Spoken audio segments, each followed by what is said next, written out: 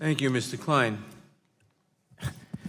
Thank you, Chairman Nadler, Ranking Member Collins, members of the committee. First of all, I must say I have Tourette syndrome. Sometimes I have tics and make sounds I can't control, so please forgive me. For the past 25 years, I've served as president of the oldest pro-Israel organization, the Zionist Organization of America. We promote strong U.S.-Israel relations and work to protect American Jews and others from anti-Semitism and violence. As a child of Holocaust survivors, I personally felt the horrors of unbridled anti-Semitism.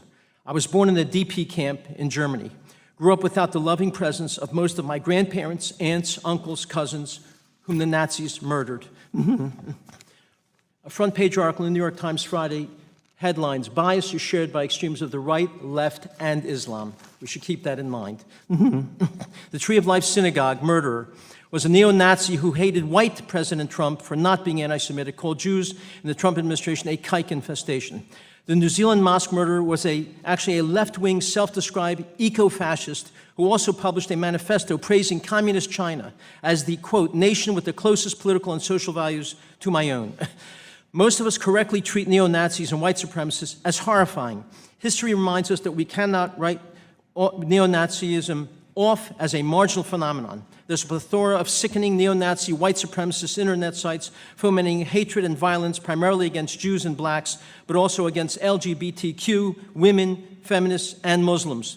We need to determine who is funding and is behind this. The FBI reports that Jews are the victims of 60% of the religious-motivated hate crimes in America. Jew hatred is the canary in the coal mine. It's unfortunately incumbent upon us to speak about the major issue threatening violence against Jews and all Americans, which is Muslim anti-Semitism, which is strengthened by significant institutional support and the support of imams and is becoming mainstream. Let's look at college campuses. During the decades that ZOA has been combating campus anti-Semitism, we've never received a single complaint about anti-Semitic discrimination, harassment, or intimidation perpetrated by neo-Nazis or white supremacists. By contrast, we receive hundreds of calls from students about anti-Semitic harassment, discrimination, and intimidation perpetrated by the left-wing, significantly Muslim hate group, Students for Justice in Palestine, SJP, and its allies. ZOA's letter to City...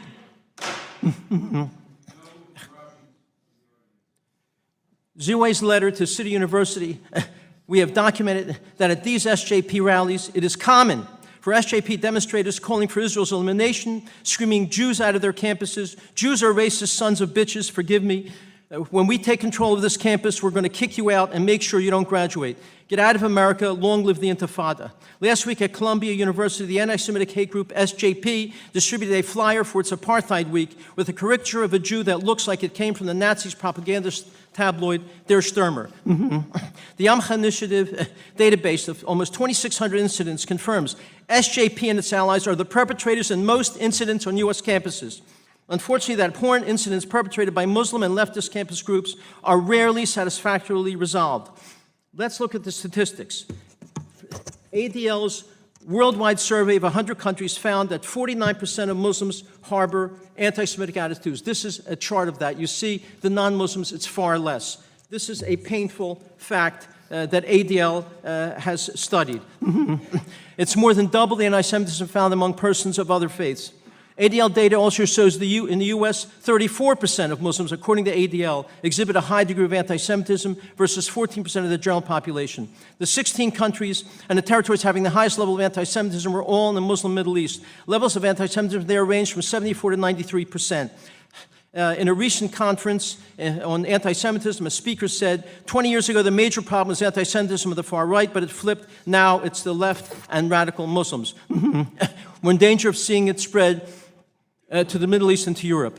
The danger and problem is there is institutional support for violence by leading imams. Al-Azhar University, which is the West Point of Islamic academia, trains imams who fan out all over the world. A highly influential treatise by the former Grand Mufti Tantawi said, quote, gentle persuasion can do no good with Jews, so use force with them. Treat them in the way you see as effective in ridding them of their evil.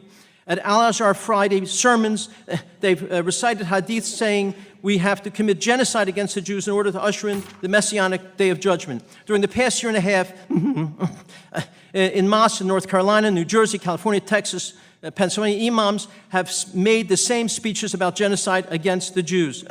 Can you imagine if rabbis called to murder Christians or priests were called to murder Muslims? We've demanded they should be fired. They weren't. Wayne Hurst Ali, a well-known Somali former Muslim, said, I confess that if you're Jewish, I want to apologize to you.